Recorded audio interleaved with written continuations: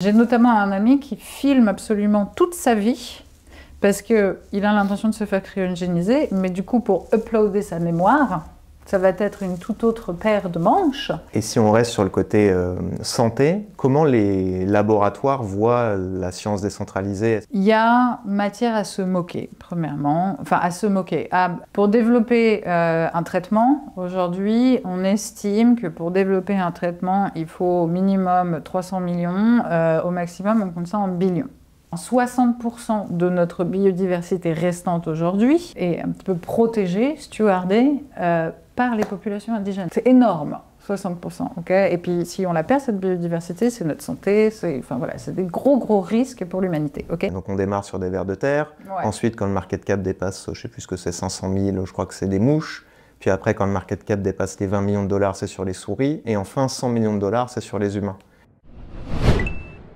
Bonjour à tous et bienvenue sur le podcast de Cryptost. Aujourd'hui, on reçoit Alexandra Smilek et on va parler de sciences décentralisées et de DeSci. Salut Alexandra, je te laisse te présenter en quelques phrases. Bien sûr, salut Robin, merci pour l'invitation. Donc oui, je travaille dans l'écosystème de la DeSci, donc sciences décentralisées, depuis 2022. Depuis, il me semble, cette conférence crypto à Denver, où on s'est tous rassemblés et vraiment le mouvement DeSci a officiellement commencé, même si on chuchotait ce terme-là bien avant. Donc je suis une foresight stratégiste, donc je m'occupe, mon rôle c'est de développer des stratégies, des programmes, des curations, de comprendre les trends pour différents clients. Donc moi je travaille avec le Foresight Institute par exemple, qui se trouve à San Francisco, qui est un institut qui se focalise vraiment sur la science et la technologie, et également la DeSci. Protocol Lab, qui est donc à la base créé par Juan Bennett, le créateur de IPS, et donc qui s'occupe aussi pas mal de DeSci. Je collabore aussi avec Molecule. J'ai commencé à créer les premières conférences DeSci Day à Paris pendant EthCC. Donc cette année, on va continuer à créer des conférences DeSci, notamment avec EthCC Cannes. Voilà, je suis très heureuse de pouvoir parler de la thématique DeSci aujourd'hui avec toi, parce que je crois qu'il y a un peu plus grand intérêt aujourd'hui de l'audience crypto envers la DeSci. Oui, tout à fait. On avait déjà fait un podcast en juillet 2023 oui. Pour parler de DeSci, et il s'est passé pas mal de choses entre-temps. Et ça, comme tu dis, il y a eu un grand intérêt, là c'est fin d'année 2024, avec notamment CZ, donc l'ancien CEO de Binance qui s'y est intéressé, Vitalik Buterin qui s'est exprimé publiquement dessus, alors que ça fait quand même très longtemps qu'il est dans ce secteur-là.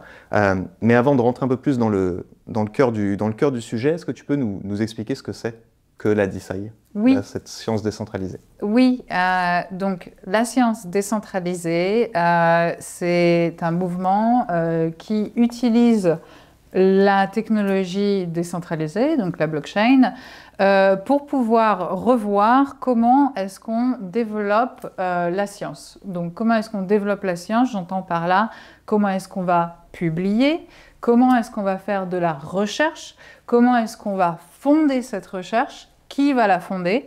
Donc je pense que c'est les trois piliers principaux, c'est comment est-ce qu'on fonde, comment est-ce qu'on recherche et comment est-ce qu'on publie, je dirais. Au jour d'aujourd'hui, peut-être que cela va encore s'agrandir aujourd'hui, mais c'est comme ça que je définirais la DeSci aujourd'hui. Ok, moi je m'étais noté donc, ces piliers-là, effectivement, comment est-ce qu'on finance, comment est-ce que aussi on travaille, on améliore la collaboration entre les chercheurs. Il y a tout aussi des histoires de brevets, comment est-ce qu'on s'assure que tel chercheur est bien rémunéré à la hauteur de ses contributions.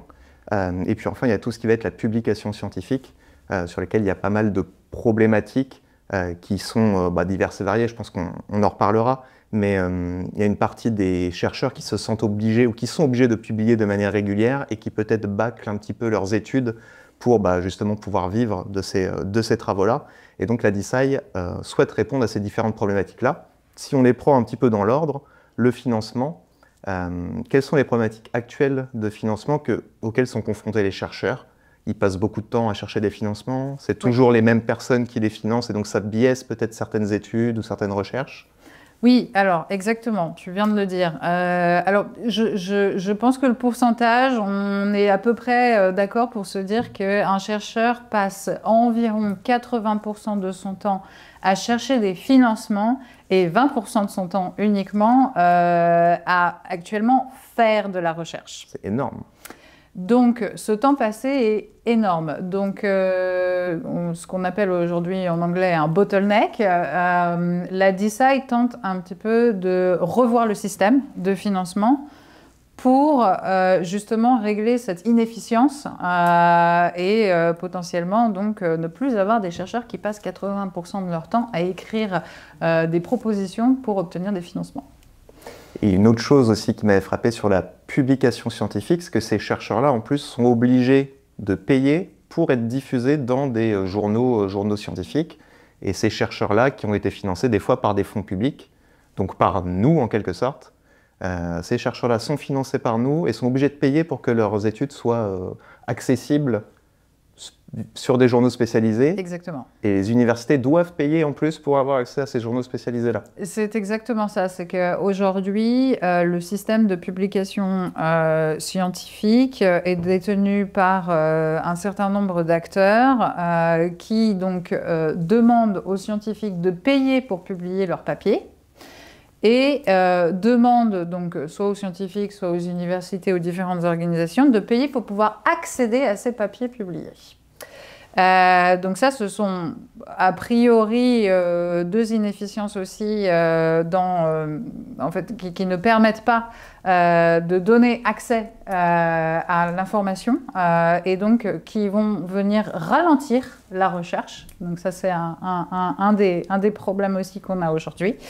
Ce que je souhaiterais rajouter aussi, c'est que la publication, elle est liée aussi sur le problème de l'inefficience dans ces 20% en fait passés à faire de la recherche. C'est que le chercheur, quand il va venir chercher des financements, va devoir aussi prouver son statut. Et donc va devoir prouver qu'il a publié assez de papiers, lus, etc., dans les bonnes revues, etc. Donc, au final, en fait, c'est un système qui est bien rodé financièrement, puisque le chercheur, lui, c'est un peu le daron de la farce. Il va devoir payer pour avoir une reconnaissance, payer pour pouvoir, en fait, avoir le statut qui va lui permettre d'être vu et de potentiellement recevoir des financements, etc., etc. Donc, c'est un système aujourd'hui qui est cassé, oui, enfin... il ne faut pas être aussi radical non plus. Je pense qu'il faut dire aussi que c'est un système qui fonctionne. La recherche aujourd'hui, elle fonctionne quand même si elle a des inefficiences. Donc, je ne suis pas non plus de ceux qui sont radicaux et disent la science est cassée, il faut la réparer, la DeCi est l'unique potentielle solution. Non, ce n'est pas aussi noir ou blanc, mais cela dit, il faut prendre acte de ces inefficiences. Une autre problématique, c'est, avant de pouvoir trouver des financements, les chercheurs, j'imagine, démarrent leurs études quand même, ou au moins commencent à travailler sur ce sujet-là. Et s'ils n'obtiennent pas de financement, donc ils abandonnent leur projet, et ça arrive des fois que certains autres chercheurs prennent la suite du projet en récupérant une partie des travaux qu'ils ont déjà effectués et qui vont s'attribuer, entre guillemets, alors pas forcément tous les mérites, mais en tout cas la valeur financière peut-être des brevets qui en découlent ou de la propriété intellectuelle autour de ça. Oui, donc on le sait, c'est pas propre à la science, c'est que une idée en général n'appartient pas à une seule personne, en fait. On le voit aujourd'hui, quand il y a des historiens qui regardent un petit peu plus de près l'histoire, on se rend compte que X n'est pas 100% à l'origine de l'idée révolutionnaire, que c'est bien souvent, en fait, une collaboration entre une communauté intelligente de personnes. Et donc, en science, c'est donc le cas. Pour créer une innovation, pour créer un traitement, il faut une chaîne et une communauté de recherche, parce que pour créer un traitement, il va vous falloir des scientifiques, il va vous falloir aussi des personnes qui sont plus versées dans la technologie, parce qu'il va potentiellement falloir aussi la bonne technologie pour développer le traitement. Il va falloir un background peut-être de physique, etc., etc. Et donc, du coup, en fait, c'est une concordance de connaissances qu'il va falloir. Et aujourd'hui, en effet, on n'a pas de système de transparence pour pouvoir tracer comment est-ce qu'on est passé de rien à un traitement et qui a contribué à ce traitement, à combien de pourcentage, etc. Est-ce que la DeCi va pouvoir résoudre ça complètement? Je ne sais pas, c'est une question. En fait, si on prend le point de vue d'un développeur, c'est un peu comme un GitHub où chacun va apporter sa contribution et on sait exactement qui a fait quoi. Mais c'est vrai que la DeCi va proposer d'identifier un petit peu plus les acteurs, de les potentiellement rétribuer à leur juste valeur et leur donner, leur octroyer un rôle et non pas avoir juste une seule personne à la tête d'une innovation parce que ce n'est pas le cas. C'est pas réaliste de penser comme ça. Et la dernière innovation qui m'est arrivée dans l'esprit autour de la DeCi, c'est la possibilité pour le grand public, les gens, on va dire, normaux, entre guillemets, de pouvoir financer de la recherche. Parce qu'actuellement, imaginons, je veux financer de la recherche sur Alzheimer, bah, je ne sais pas trop quoi faire, à part faire un don à France Alzheimer ou à la Fondation de France, ou si c'est le cancer Gustave Roussy, etc. Et ensuite, c'est ces associations-là, ou ces fondations qui vont choisir quels sont les projets qui vont être financés. Oui, alors je dirais que l'une des innovations qu'apporte la DeCi, c'est vraiment cette composante d'innovation sociale, dans le sens où la science, grâce à la blockchain, va pouvoir être à la portée de nouvelles populations, de nouvelles tranches de la société. C'est-à-dire que on va pouvoir, alors on va le voir un petit peu plus en détail potentiellement, mais pour le dire vraiment très rapidement, la DeCi va démocratiser la science et on va voir comment est-ce qu'elle va le faire. Si on plonge maintenant un peu plus dans la DeCi, quels sont pour toi les projets un peu phares du secteur actuellement? Alors, c'est une très bonne question. Donc, je me rends compte qu'aujourd'hui, les projets qui ont le plus de traction, ce sont les projets de recherche scientifique qui vont bénéficier directement à l'individu. Et je pense que c'est très logique. Ce sont des projets comme, par exemple, VitaDAO, qui va avoir une roadmap de développement de traitement pour permettre aux gens de vivre plus longtemps. Et vivre plus longtemps, c'est un challenge, un but qui parle à beaucoup de gens et qui parle directement à l'individu. Et quand on se penche un petit peu plus sur le fonctionnement de la DeCi, on se rend compte que la DeCi, c'est une DAO, et donc c'est une communauté d'individus. Et donc on va voir dans l'écosystème que les projets qui ont le plus de traction, c'est les projets qui s'adressent directement au bien-être de la personne. Il y a un autre projet que je peux citer comme ça, qui fait aussi partie de l'écurie BioXYZ, qui est HairDAO. HairDAO s'occupe de développer des traitements contre la perte de cheveux. Et donc, idem, on retrouve ce pattern de développer des traitements pour un individu en particulier et résoudre un problème en particulier. Mais on n'en est qu'au tout début, mais je pense qu'il faut acter cette trend-là. Et il faut se dire que potentiellement, on va voir apparaître des projets DeCi dans la recherche de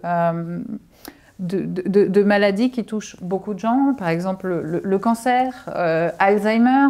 Alzheimer, c'est déjà un petit peu le cas avec la DAO qui s'appelle Cerebrum, qui se focalise vraiment sur le cerveau.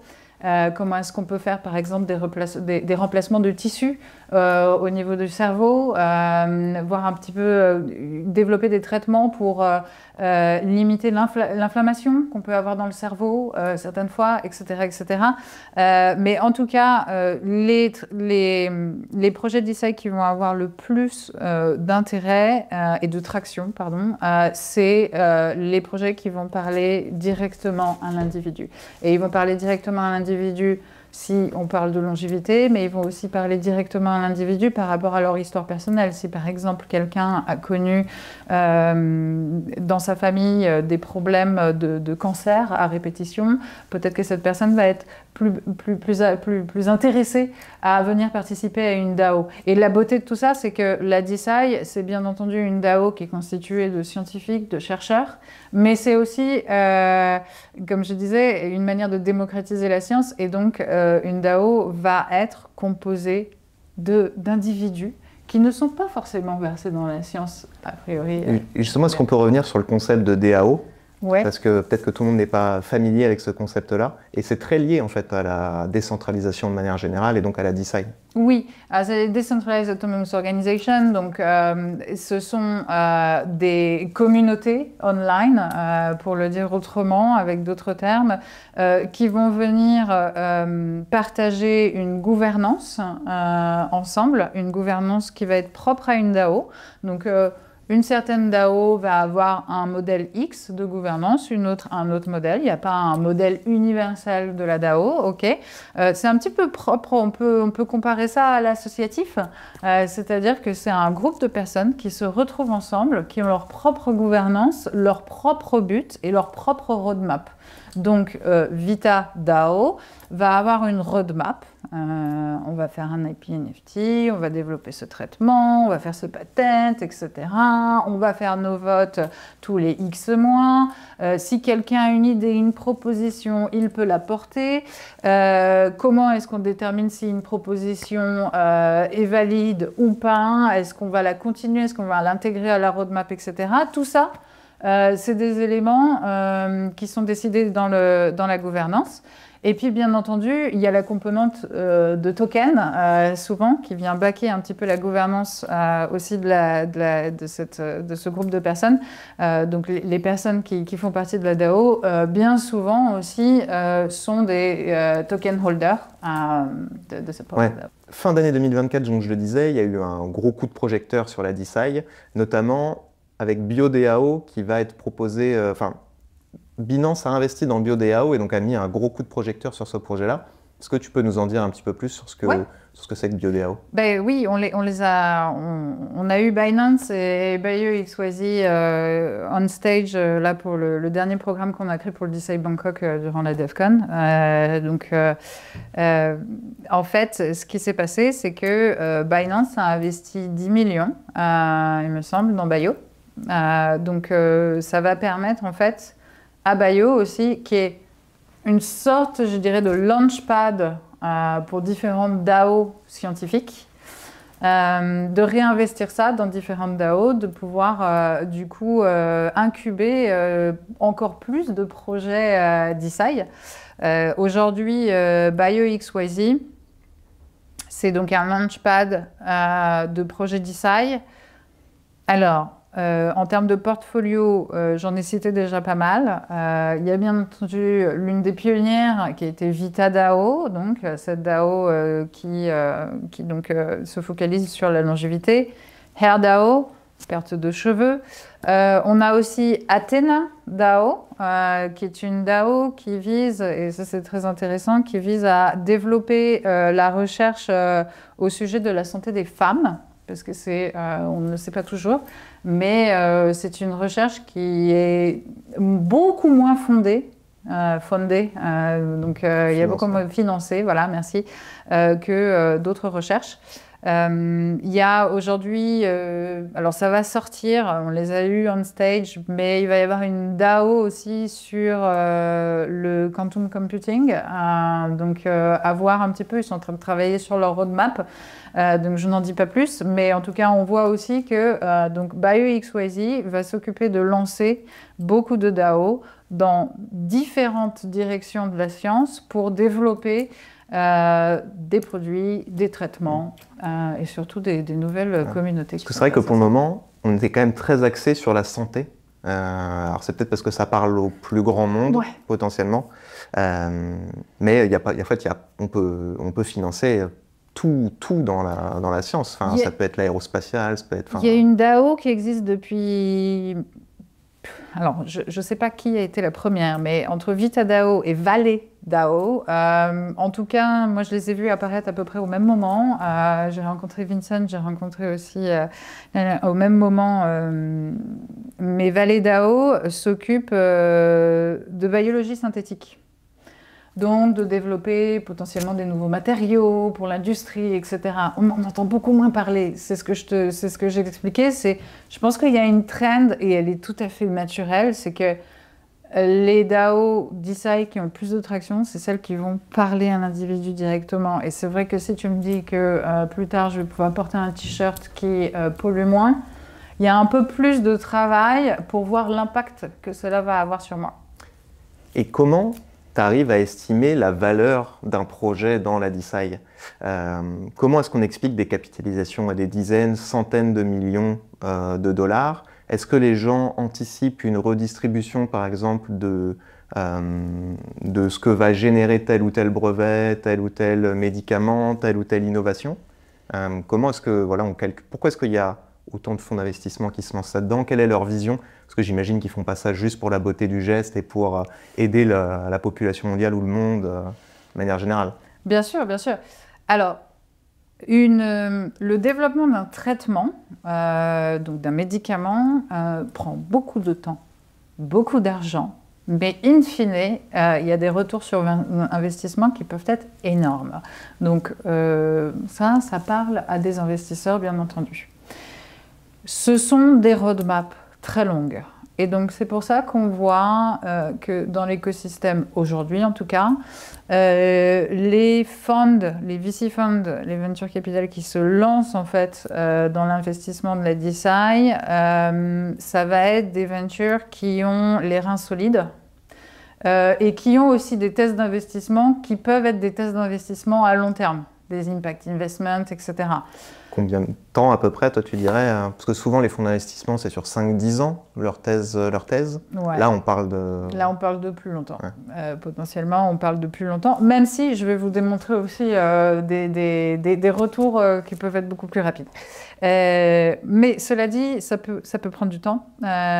Et donc, on va avoir des VC funds comme 50 Years, par exemple. 50 Years, c'est un VC fund qui investit à très long terme. Il est basé à San Francisco. A16Z aussi vient d'investir. Il y a Z-Prime Capital aussi qui investit. Donc, voilà, la DeSci aujourd'hui, en tout cas les projets, les opportunités, ne vont pas parler à toutes les time frames d'investissement de tous les venture capital, forcément. Chacun a ses spécificités et puis ses thèses, voilà, ouais. Ce à quoi il pense. Mais okay. Si un traitement est véritablement lancé au bout de quelques temps, je ne vais pas spécifier, mais ça prend du temps, ça peut avoir un retour sur investissement énorme, bien entendu. Ça peut être game changer. Par exemple, AirDAO a été l'une des premières DAO en 2023, je crois, à déposer un brevet et à développer un shampoing sur une complètement autre technologie pour faire repousser les cheveux.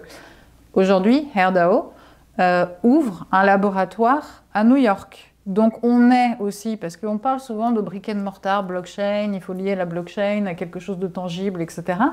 Pour le coup, là, on y est, quoi. Il y a une DAO qui s'occupe de chute de cheveux, qui ouvre son propre laboratoire, brick and mortar, à New York.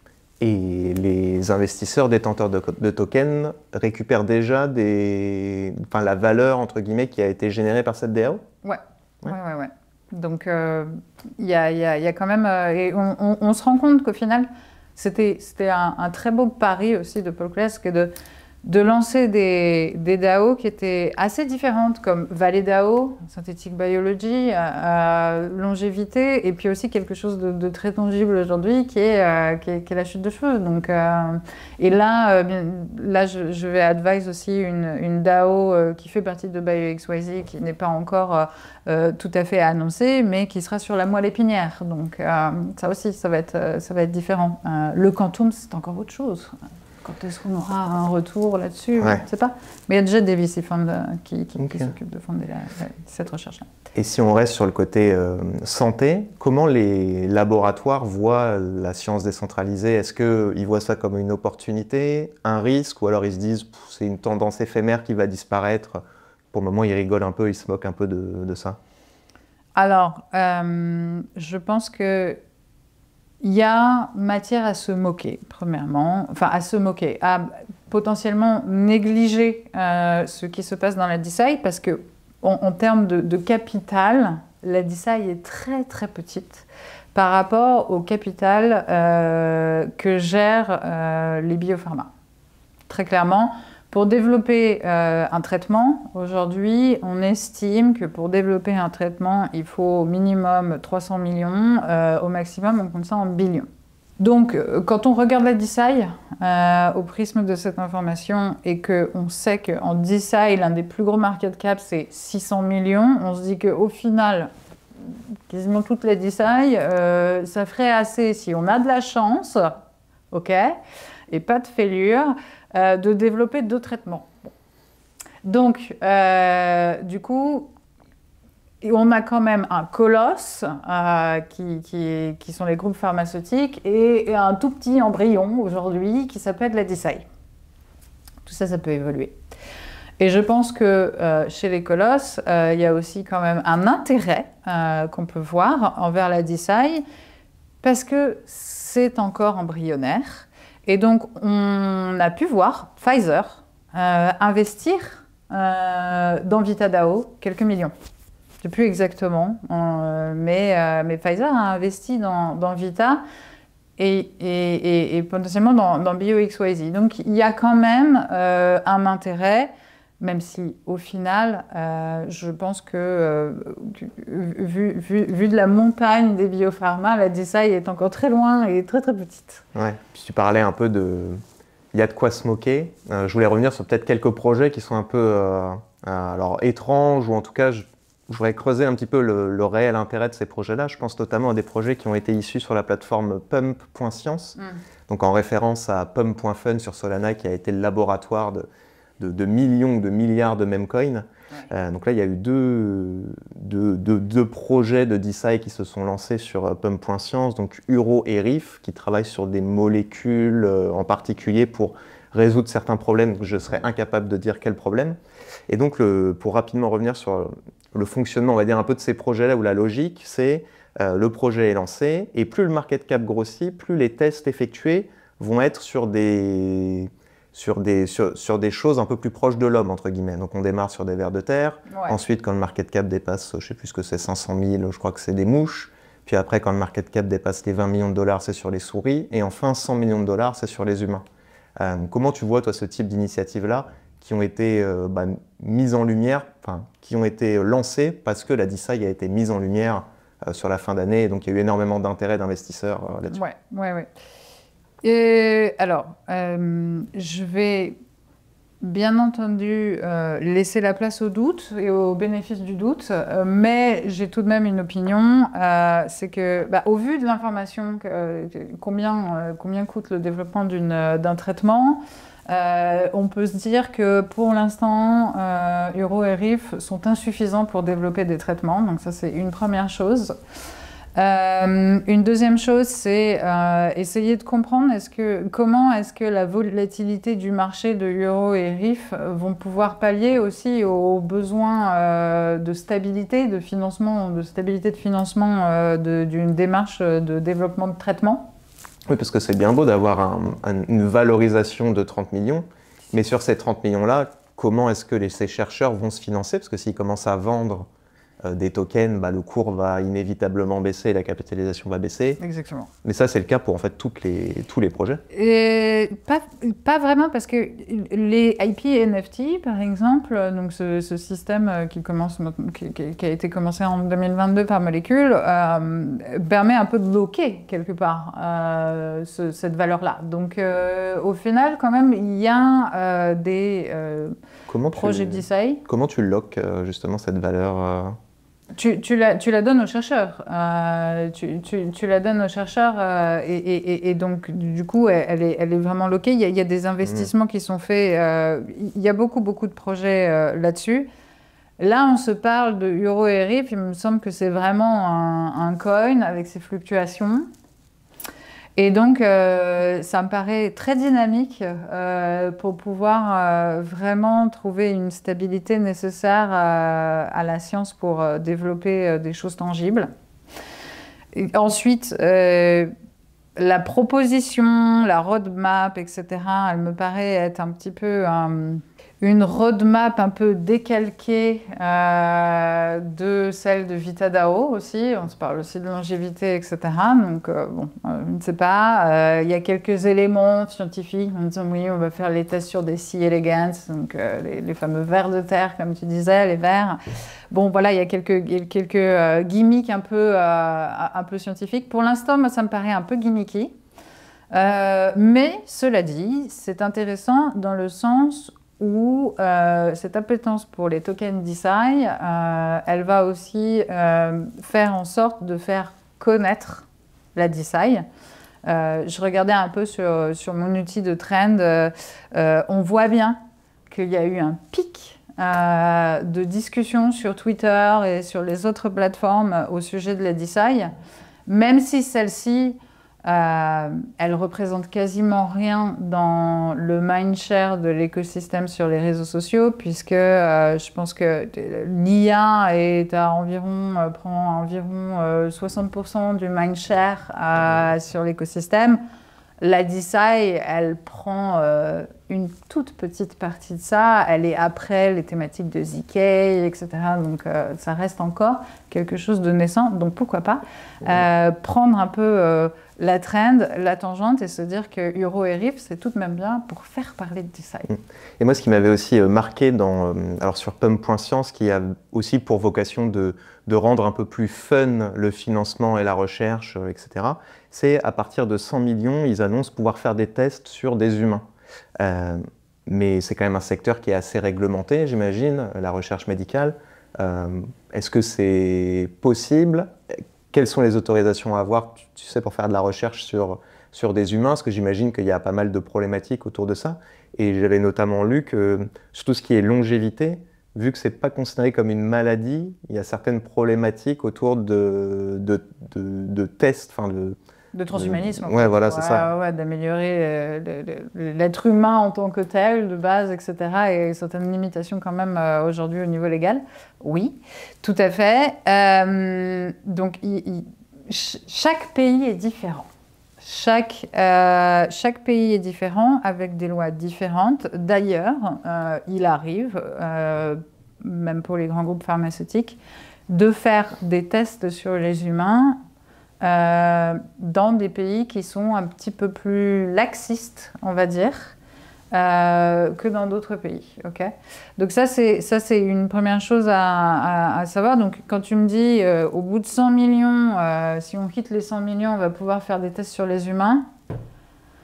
Peut-être que c'est possible sur certaines îles, etc.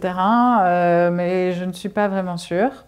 Après, ça me fait un petit peu développer une autre pensée aussi là-dessus, c'est que, en effet, aujourd'hui, la longévité, elle connaît des limitations légales dans beaucoup de pays. La gene thérapie, par exemple, la thérapie génétique est très complexe à mettre en œuvre, etc.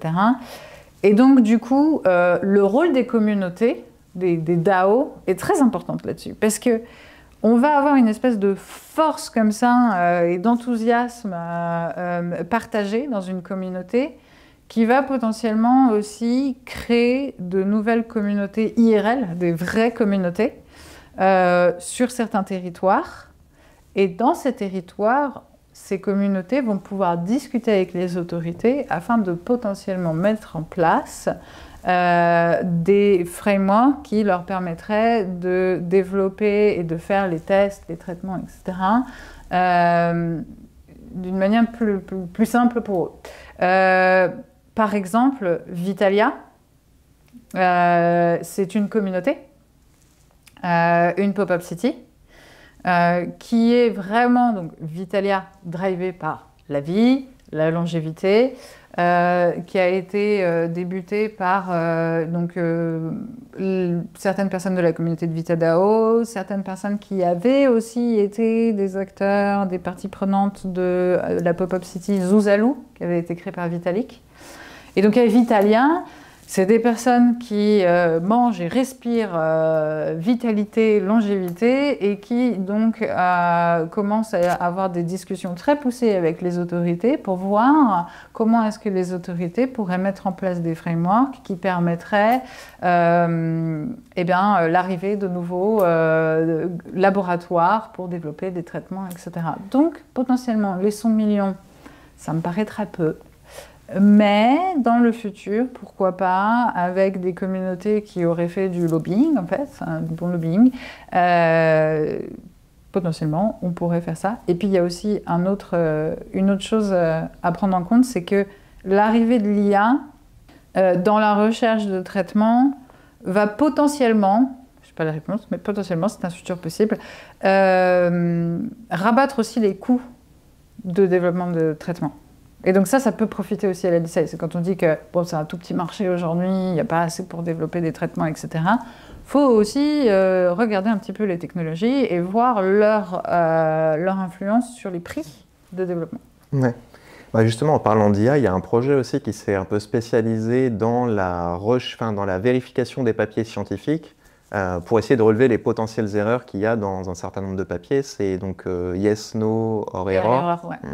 Et donc, eux, ils partent du principe que si on devait faire vérifier tous les papiers de recherche qui existent au monde, je crois qu'ils ont estimé à 90 millions, quelque chose comme ça, ils avaient estimé une équipe de 5000 chercheurs payés à 120 000 $ par an, et donc que les coûts étaient monstrueux. Et en utilisant l'intelligence artificielle bien entraînée, etc., ils estimaient un niveau de relecture à 30 centimes de dollars par papier.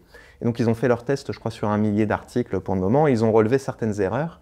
Et le fondateur, ou je ne sais plus, quelqu'un qui est lié au projet, avait parlé d'un papier qui avait suscité un peu de panique aux États-Unis. Je crois que c'était des ustensiles en plastique qui, a priori, les doses étaient surestimées de quelque chose de potentiellement cancérigène. Et en refaisant les calculs avec l'IA, en fait, il s'était aperçu qu'il y avait une erreur factuelle dans les calculs et que donc les risques étaient bien diminués. Et donc, comment toi tu vois un peu cette fusion entre IA, sciences décentralisées? Est-ce que tu y crois vraiment? Parce qu'il y a aussi les IA, pour le moment, il y a ce qu'on appelle des hallucinations, elles ne sont pas forcément 100% exactes dans ce qu'elles racontent. Est-ce que toi, tu vois quelque chose quand même d'intéressant là-dessus émerger? Alors, oui, parce que mon métier, c'est de faire du futur scénario planning. Donc, bien entendu, je regarde ça de près. Et bien entendu, je peux... aujourd'hui, on peut regarder ça et voir dans le futur comment est-ce que ça peut évoluer de manière bénéfique à l'industrie. Et je vois aussi, donc on voit le but, c'est un petit peu une démarche de défensive accélérationnisme, c'est-à-dire que tu vas voir un petit peu quel peut être le challenge et la vision. Et donc on voit les challenges. Et on voit qu'ils sont très nombreux. Quand je parle aux scientifiques, on voit encore d'autant plus de challenges. Mais par exemple, on parlait la dernière fois avec un groupe de scientifiques sur la possibilité de création d'une intelligence artificielle qui pourrait vraiment comprendre ce qu'est la biodiversité. C'est très compliqué à comprendre la biodiversité. Et aujourd'hui, il n'y a pas assez... Par exemple, on parlait de ça, il n'y a pas assez d'informations dans l'IA pour lui permettre de comprendre le côté indigène de la biodiversité, c'est-à-dire le rôle que jouent les communautés indigènes pour stewarder, comme on dit, la nature, etc. Et c'est super important, hein. 60% de notre biodiversité restante aujourd'hui et un petit peu protégée, stewardée par les populations indigènes. C'est énorme, 60%. Okay, et puis si on la perd, cette biodiversité, c'est notre santé, c'est des gros risques pour l'humanité. Okay. Et donc aujourd'hui, quand on interroge de l'intelligence artificielle entraînée un petit peu sur un chat GPT, on se rend compte que chat GPT ne comprend pas pas du tout ce qu'est la biodiversité parce qu'il est biaisé, c'est-à-dire que, enfin il est biaisé, il est entraîné sur des informations qui sont de la science, de l'Eastern Science. Il ne comprend pas le rôle, pas de compréhension féminisme, etc. Donc oui, je pense, pour répondre à ta question, oui, je pense que l'IA bien entraînée sur les bons datasets va pouvoir répondre à des problématiques très pointilleuses. Mais aujourd'hui, il faut vraiment prendre acte du fait que l'IA peut être biaisée par rapport aux données sur lesquelles on a Parce que le risque, c'est quoi? C'est si on dit à un chat GPT, peu importe, à OpenAI de régler le problème du réchauffement climatique, bah, sa solution, ça va peut-être être de faire disparaître l'humanité, en fait, tout simplement. Ça peut potentiellement être ça, en effet. Et donc on en parlait en off, mais ça peut entraîner certains risques, certaines dérives, et c'est notamment pour ça que tu me disais que Sam Altman, aussi pour des risques juridiques de son côté, prône pour une forte régulation, enfin en tout cas une régulation, fixer des limites à l'intelligence artificielle. C'est un outil super, enfin c'est une technologie ultra puissante, et il le sait. Il le sait, et par contre son rôle c'est de développer la technologie, son rôle n'est pas de régulariser la technologie. Il ne travaille pas pour le gouvernement, enfin les frameworks légaux. Lui, il peut développer des frameworks légaux pour son entreprise, et là-dessus, on pourra le critiquer s'il n'y en a pas assez, etc. Mais il y a quand même des frameworks qui doivent se faire à l'échelle étatique, à l'échelle mondiale. L'AI Act, par exemple, et des choses comme ça, qui sont nécessaires. Et Sam Altman, et comme d'autres, disent c'est super dangereux, s'il vous plaît, régularisez.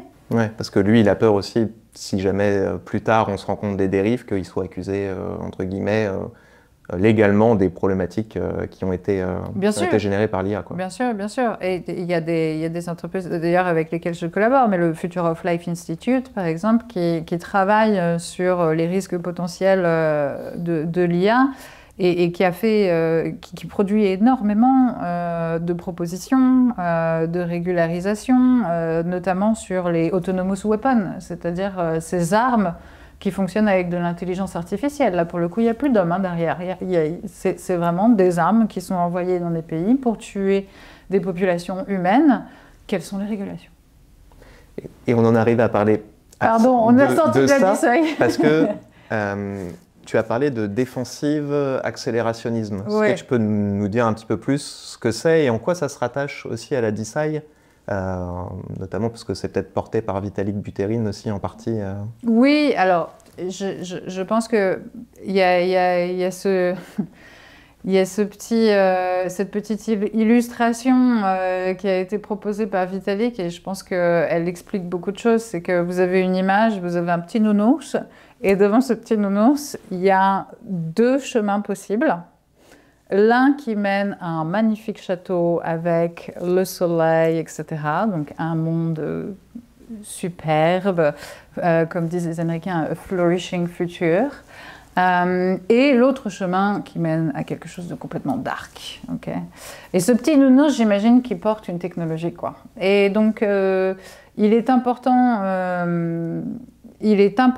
aujourd'hui, quand on développe une technologie, quand on est acteur du développement de technologie, de s'interroger sur un bon développement de ces technologies, et donc du coup de commencer à voir l'outcome, et ensuite d'avoir en fait une démarche qui part du but et revient vers le petit nounours, revient vers l'acteur qui développe la technologie pour voir les challenges.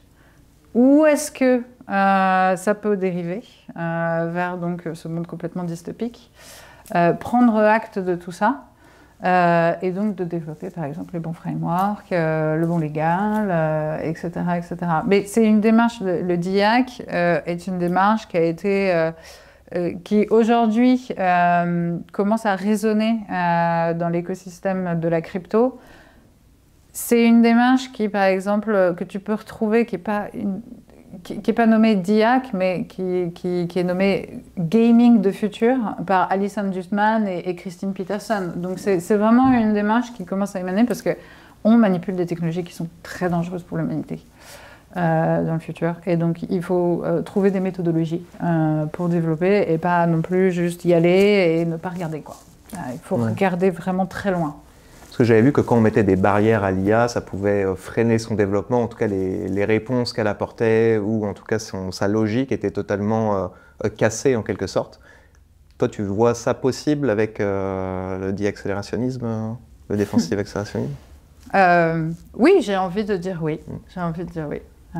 Mais ça passe par le DIAC, tu vois, il y a plusieurs méthodologies. Mais quand tu fais du futur scénario planning, c'est pareil. Tu peux faire une démarche backward, c'est-à-dire que tu vas commencer à placer le monde que tu veux, ok? Tu vas l'imaginer, donc tu vas commencer à savoir où est-ce que tu vas, mais comment est-ce que tu y vas? Le comment, c'est là que tu vas avoir ta démarche de backward et tu vas dire, ok, mais alors comment? Alors si on ne veut pas dériver et tuer toute l'humanité avec l'IA, donc du coup il va falloir mettre ça en place, etc., etc., etc.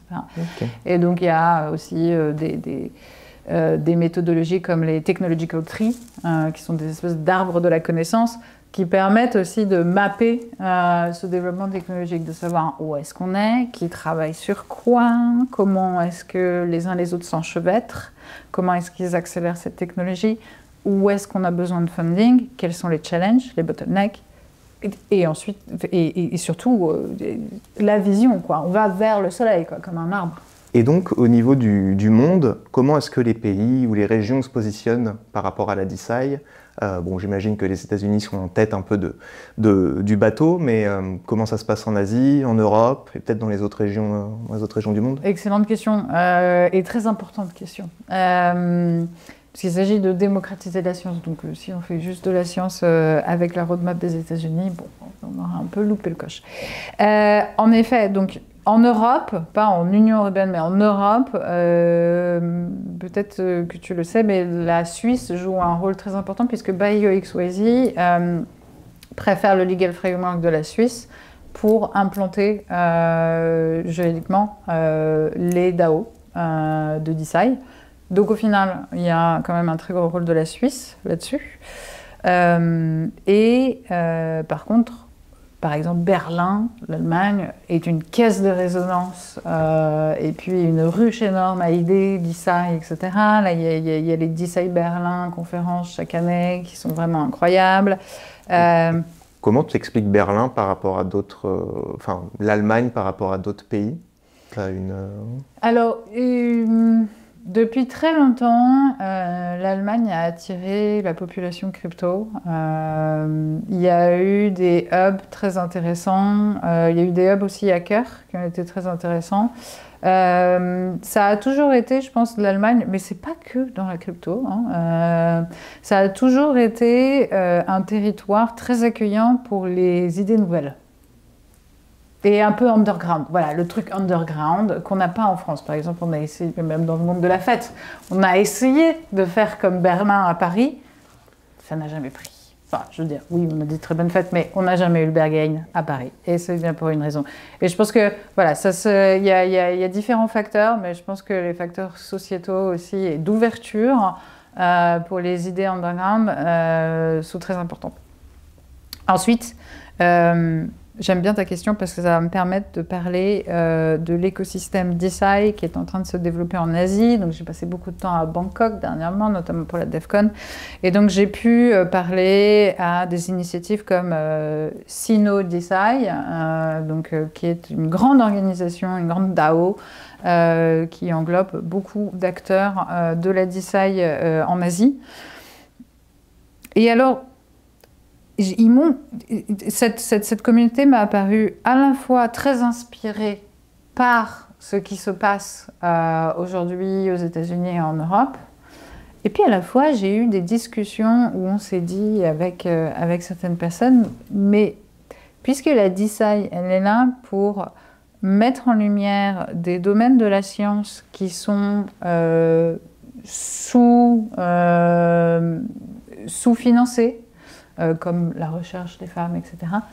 Pourquoi ne pas aussi voir ce qu'il y a sur un certain territoire et se dire ça c'est une science qui a un incroyable pouvoir, qui est ancrée dans des traditions chez nous et qu'on va apporter dans la DeSci. Par exemple, on a commencé à parler de ce qu'on appelle en Europe les sciences alternatives. l'acupuncture, par exemple, qui se pratique dans le domaine médical, à l'hôpital, à Bangkok. Donc, vous se dites, et qui peut avoir énormément de bénéfices, mais qui est beaucoup moins reconnu, qui est beaucoup moins fundé, etc. Donc, potentiellement, pourquoi pas, et je l'espère, on va voir des projets d'ISAI, j'en ai parlé aussi avec des VC funds là-bas, peut-être qu'on va voir des projets d'ISAI émerger qui vont plus mettre l'accent sur l'héritage de certaines parties du monde.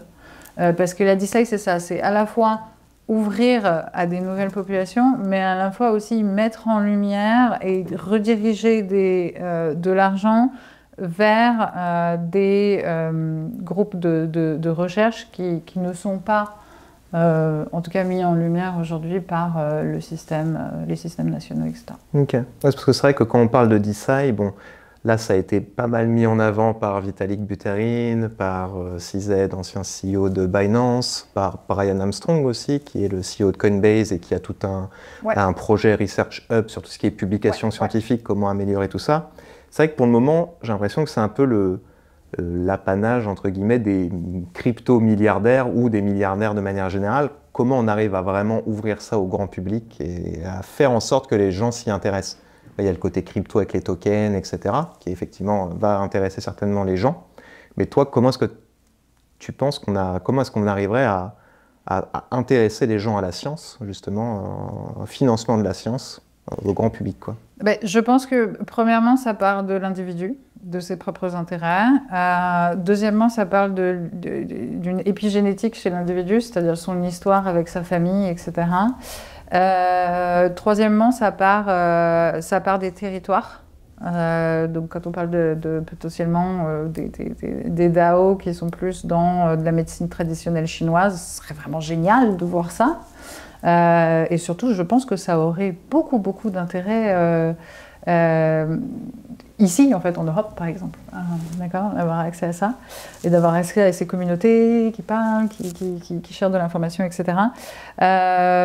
Et par ailleurs, on a aussi des projets d'ISAI dont on a beaucoup moins parlé, qui sont des projets naissants autour de thématiques de comment financer ce qui nous appartient en tant qu'humanité. Donc, par exemple, il y a l'organisation Funding the Commons, qui parle un petit peu de ça, mais par exemple la biodiversité, on en a parlé un peu. On est à l'ère d'une 6e extinction de masse. Ça y est, on a commencé. On a moins d'insectes, etc. On commence à avoir des épidémies qui apparaissent, etc. Des feux. On l'a vu avec Los Angeles. Des feux qu'on n'arrive plus à contrôler, qui arrivent dans nos grandes mégapoles, etc. Donc la biodiversité est en train de s'écrouler. Comment est-ce que la DeSci pourrait aussi rediriger des financements et avoir un impact bénéfique pour l'humanité tout entière? Et ça, c'est super important parce qu'on le voit, selon le président que vous avez dans un pays, les signatures s'ajoutent ou se retirent à des actes de la COP, etc. Donc, l'intérêt de la DeSci, c'est non seulement, en fait, on passe à un échelon, c'est-à-dire qu'on n'est plus en train de donner de l'argent pour la recherche, pour soutenir la biodiversité, par exemple, mais on est token holder, et donc on est actionnaire, quelque part, d'une recherche scientifique pour le bénéfice de l'humanité. Attention à ton micro. Ah, pardon. Non, je vais dire, donc on est plutôt, on ne fait plus seulement des donations pour la recherche, en tant qu'individu, en tant que citoyen, mais on devient token holder, donc on devient quelque part, alors légalement c'est très tricky de le dire, mais actionnaire, ça c'est dans le futur, ce serait génial, d'une recherche scientifique qui pourrait bénéficier à l'humanité. Ok, je vois. Et concrètement, tu n'as peut-être pas la réponse, parce que c'est une réflexion que je me faisais. Moi, je suis patron d'une société qui développe des matériaux bons pour l'environnement, avec des matières renouvelables, etc.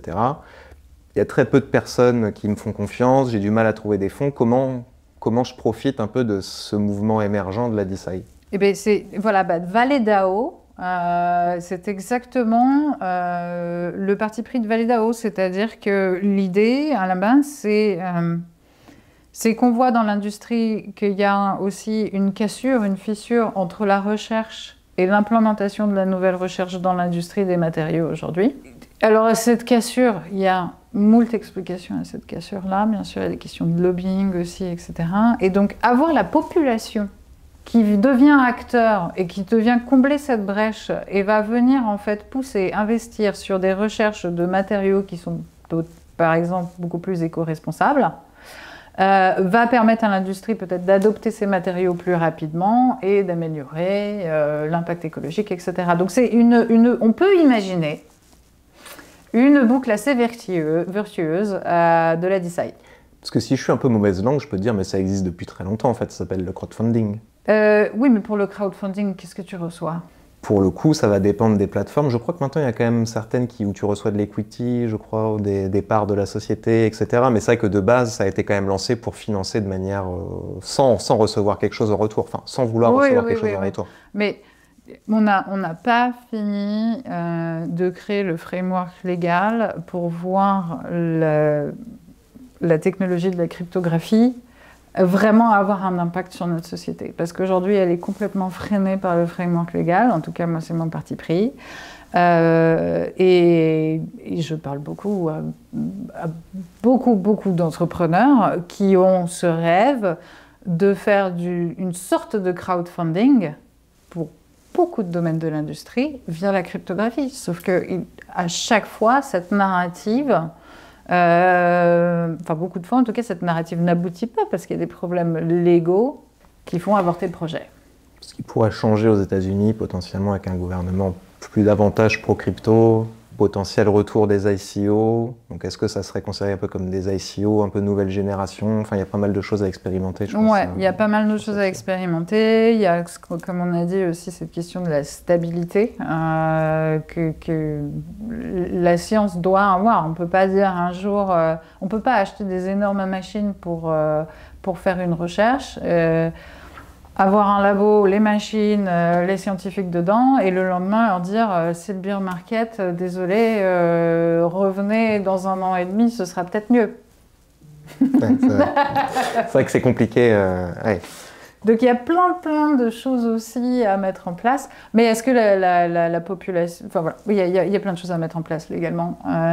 Et donc du coup aussi, les démarches légales, elles sont notamment à genre éliminer les limitations qui nous permettrait potentiellement de vraiment créer une société actionnaire de certains pans d'industrie, mais en même temps aussi de ne pas créer une framework légale qui va uniquement faire pumper des tokens, créer encore plus de rugs. Sans utilité. Ok, je vois.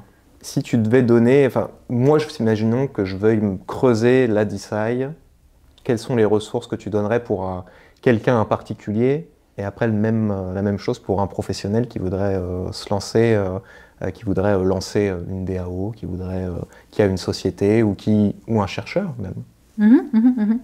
Alors j'advise des chercheurs, des médecins, etc. pour justement créer, commencer ou bien continuer et prolonger leur projet de DeCi. Donc il y a beaucoup de choses. Il y a les chercheurs qui n'ont jamais entendu parler de DeSci, il faut vraiment un petit peu reprendre les bases. Aussi leur expliquer que ce n'est pas des chemins déterminés complètement, qu'il y a aussi un certain nombre d'innovations, un certain nombre aussi d'updates légales qui vont faire qu'on va continuer dans certaines directions ou pas.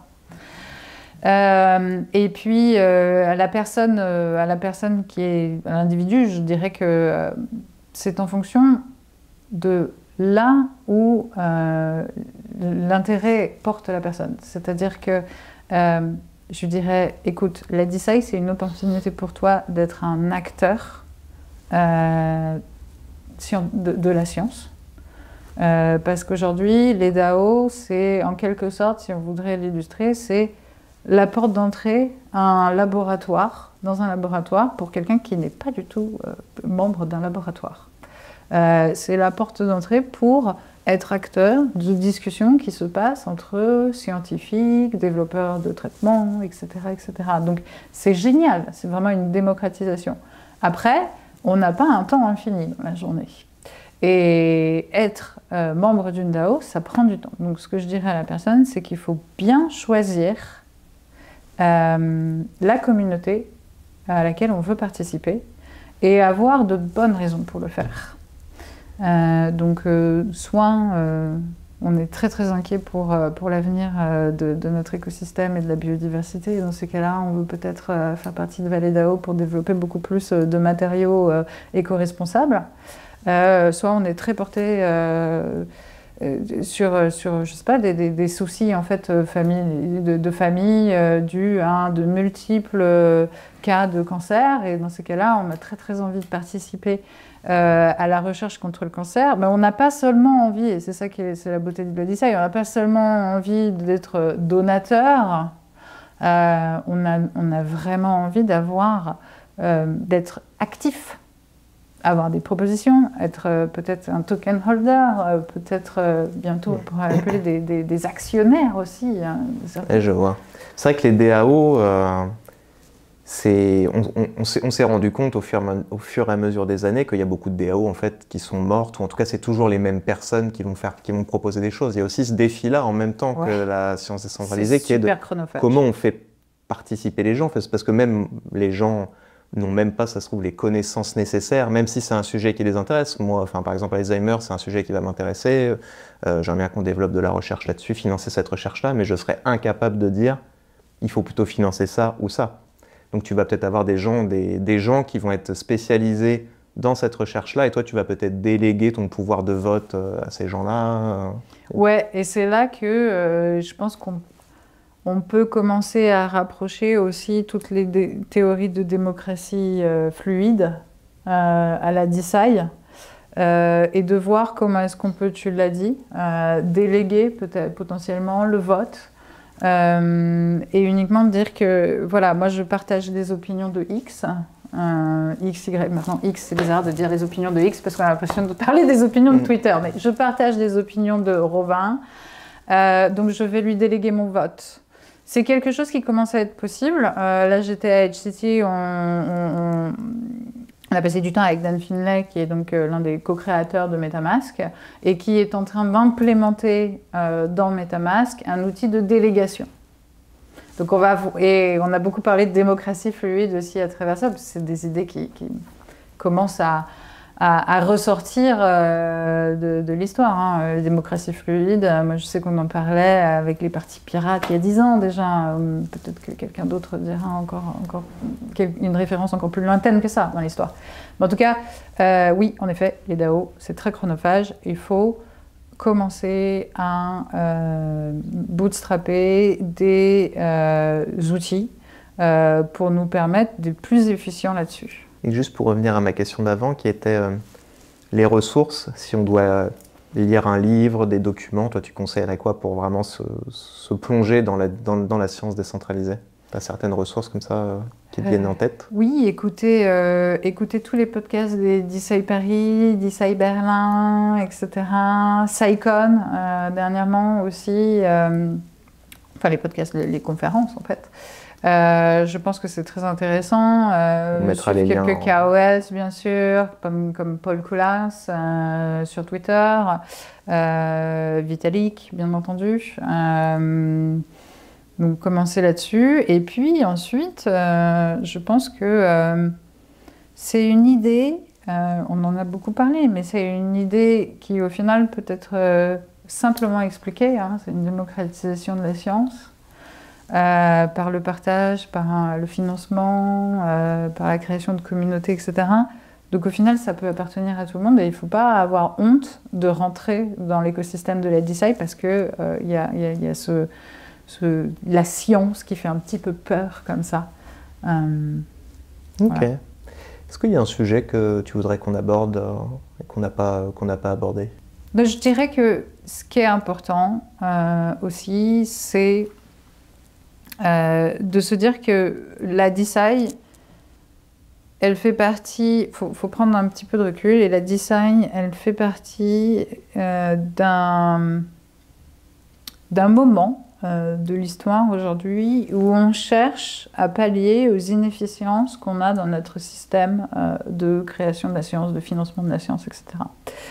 Donc d'un côté, il y a la design, mais il y a aussi beaucoup d'autres. Il y a quelques autres initiatives qui sont super intéressantes et qui potentiellement aussi vont pouvoir combler certaines inefficiences de la science. Et je voulais parler des FROs, Focus Research Organization, qui sont en fait des organisations qui sont entre une non-profit et une start-up.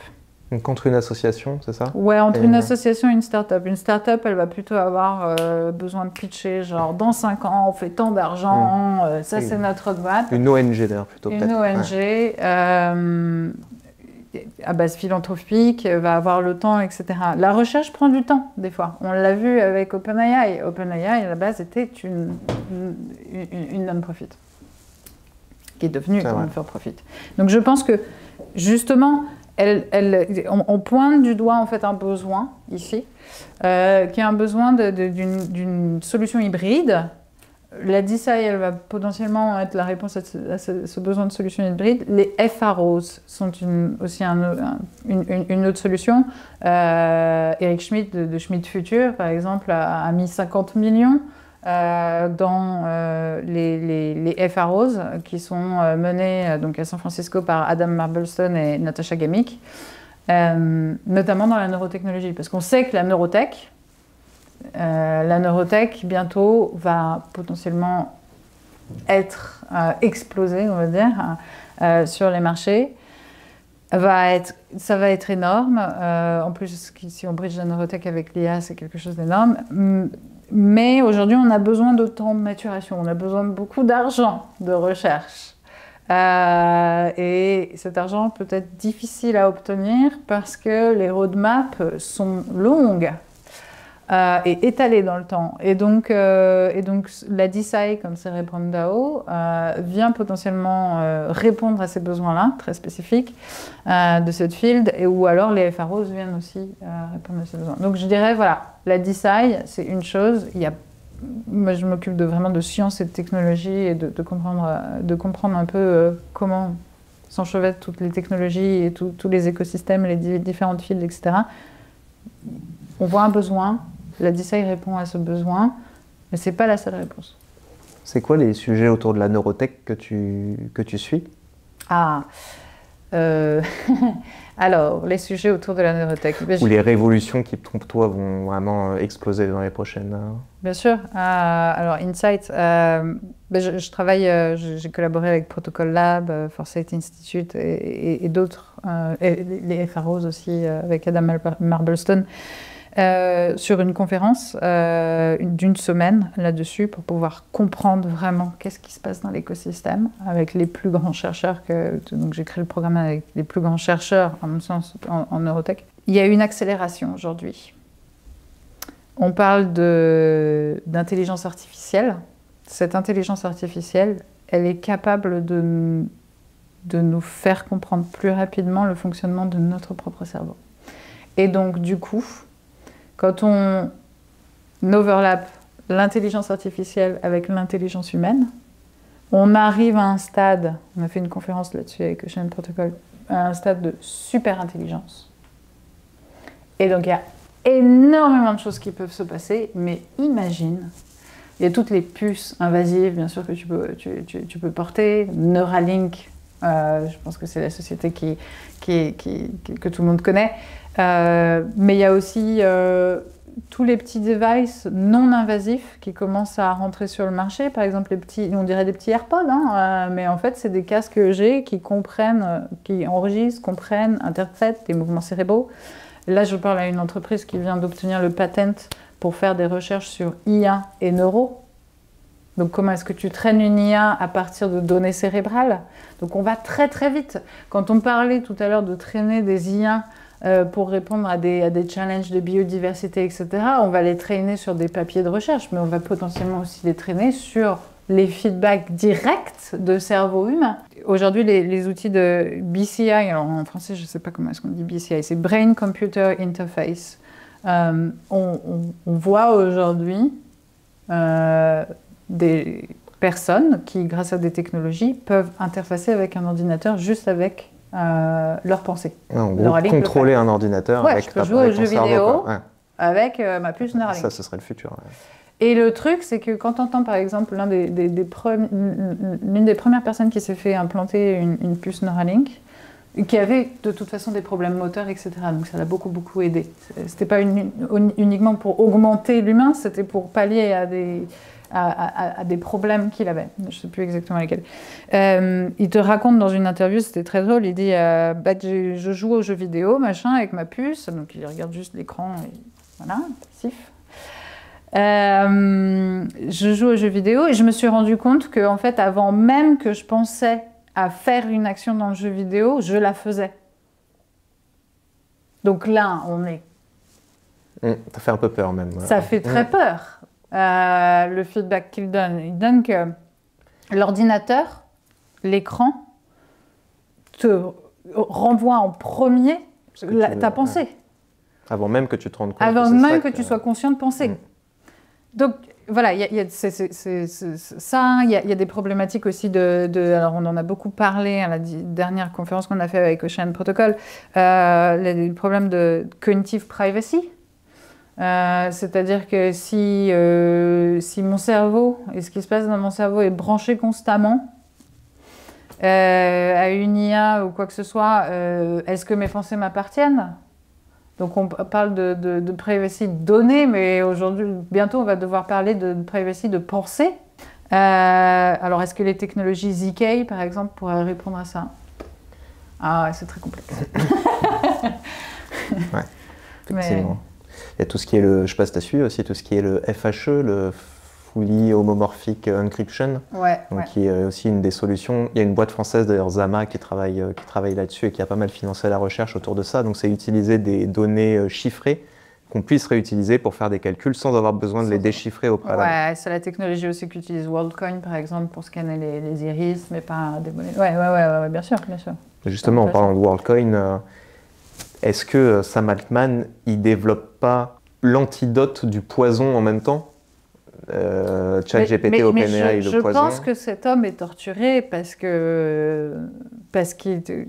le disait encore, alors il est torturé de différentes manières et je ne le défends pas. Mais juste pour préciser, WorldCoin, en fait, c'est un projet qui a pour ambition de s'assurer que quand une personne discute avec toi ou fait des actions sur Internet, etc., s'assurer que ce soit bien un humain derrière et pas un robot, puisqu'on va être noyé, et on le voit avec les agents IA, là, qui sont à la folie actuellement, on va être noyé d'intelligence artificielle qui vont créer du contenu sur les réseaux, sur Internet. Donc la théorie de l'Internet mort qui existe déjà depuis de nombreuses années, où les gens pensent qu'il n'y a que des robots en fait, quasiment sur Internet et qu'on n'interagit qu'avec des robots, ça va clairement se matérialiser. Potentiellement, et donc WorldCoin pourrait potentiellement être une solution à ça, parce que d'un côté on a X, et j'adore le nom, parce que X c'est des robots, c'est des bots, hein, X. Et d'un côté, potentiellement, on peut avoir un réseau social qui est créé sur la base de WorldCoin. C'est en train d'être bootstrappé sur un projet qui s'appelle CAPTCHA, où il y a déjà un chat qui a été mis en place. En fait, les gens, pour accéder au chat, doivent avoir un World ID, donc doivent avoir leur iris scanné. Et donc, du coup, j'imagine qu'on est à peu près sûr que toutes les conversations qui se passent dans le chat CAPTCHA sont des conversations faites par des humains. Donc, c'est super intéressant, c'est un réseau social décentralisé, etc. Oui, il y a... Sam Altman est en train de répondre à potentiellement un risque de ne plus savoir la source d'une donnée qu'on voit sur un réseau social, par exemple. On arrive à des choses, des vidéos qui peuvent être créées de toutes pièces qui ressemblent à des vraies vidéos. Enfin là, on arrive dans un moment où distinguer une fake news d'une vraie actualité, une vraie news, ça va être extrêmement complexe. C'est ça. Donc oui, il est en train de créer une réponse à une Oui, il y a un risque créé par l'IA. Ouais. Antidote à son propre poison. Alors si on met tout, alors je ne sais pas comment il écrit ses seul. stratégies, s'il fait bon alors qu'est-ce que je fais comme risque, comment je pallie ça. Potentiellement, c'est comme ça qu'il écrit ses stratégies de développement de start-up. Mais ça te fait pas peur, toi, WorldCoin? T'as scanné, toi, ton iris c'est une excellente question. Non, je ne l'ai pas fait. J'ai eu l'opportunité plusieurs fois, non, je ne l'ai pas fait. Un peu dystopique encore. Peut-être que c'est un peu trop tôt pour une partie de la population. Oui. Peut-être que si on voit effectivement les dérives, je pense que plus on va voir les dérives, plus on va se dire il faut des solutions comme ça. Maintenant, est-ce que WorldCoin ou une autre solution qui soit peut-être plus décentralisée ou autre? Il y en a beaucoup qui travaillent sur ce sujet-là. Oui. Non, je suis un petit peu passé peut-être beaucoup trop de temps dans les hackerspace durant ma jeunesse, mais voilà, je ne l'ai pas scanné. Et dernière question, pareil pour faire un petit peu voir un petit peu le futur, ce que tu penses du futur. Tu penses qu'on vivra jusqu'à plusieurs centaines d'années de notre vivant ou la génération d'après? De notre vivant, plusieurs centaines d'années, non, je ne pense pas.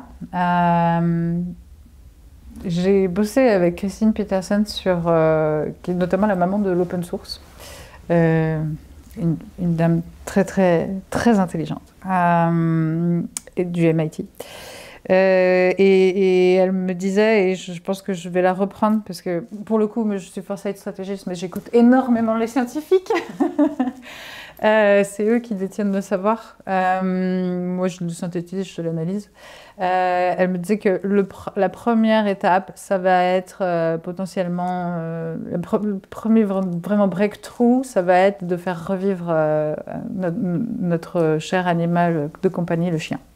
Parce qu'il y a des gens qui se font aussi cryogéniser, je pense à Alphine notamment, quelqu'un qui est soupçonné d'être Satoshi Nakamoto, qui s'est fait cryogéniser. Il y a des problématiques à ça, c'est-à-dire que le corps, oui, mais le cerveau, du coup, comment est-ce que tu uploads ça? Ben moi, j'ai des amis qui sont à fond dans la longévité, qui font aussi de la recherche dedans. J'ai notamment un ami qui filme absolument toute sa vie, parce qu'il a l'intention de se faire cryogéniser, mais du coup, pour uploader sa mémoire, ça va être une toute autre paire de manches. Et donc, du coup, il filme 24 heures sur 24, sa vie. Ça doit être l'enfer. Alors, lui, le vit très bien, parce qu'il travaille sur son second soi. Et tu vis plus l'instant, enfin, je sais pas. Comment il filme d'ailleurs? C'est quoi? Il a une caméra embarquée? Il a une caméra embarquée, ouais. Okay. Ouais.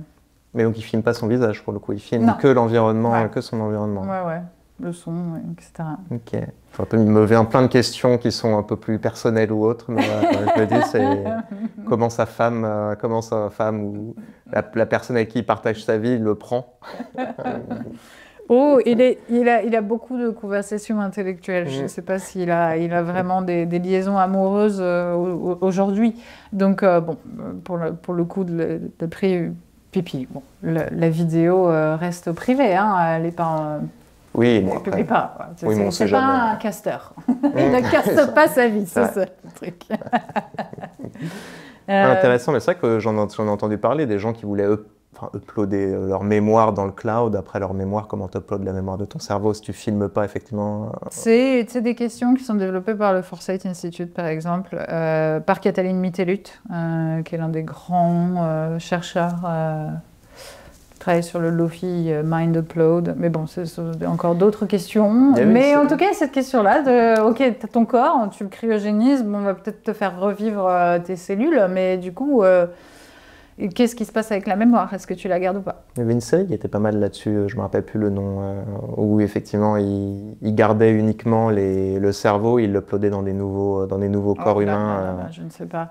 Le problème avec moi, c'est que j'ai un petit enfant et que maintenant les séries, je n'ai plus le temps. Les films d'anticipation, oui. Les séries, c'est trop long pour mon bébé.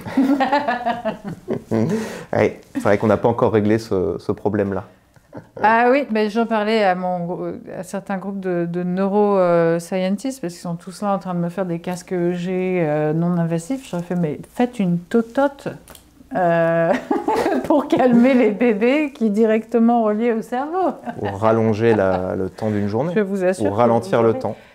Oui, sur le temps, c'est ça. Mais même non-invasive baby pacifier, ce serait génial. Hop, tu mets, et puis il est content. Ouais, je sais pas après. Mais je ne veux pas manipuler mon bébé. Voilà, je ne veux pas manipuler mon bébé. D'autres considérations à prendre en compte après. C'est une blague. Merci beaucoup, Alexandra. Merci. Et puis, si on veut te suivre, on peut te suivre sur X. Alors, oui, vous pouvez me suivre sur X, mais vous pouvez surtout suivre sur Node, qui est le nom de mon agence de Foresight, où on publie en fait toutes les conférences qu'on fait, tous les podcasts, etc., tous les articles, et sur LinkedIn. Ok, Voilà. on mettra les liens en description. Merci Super. beaucoup. Merci.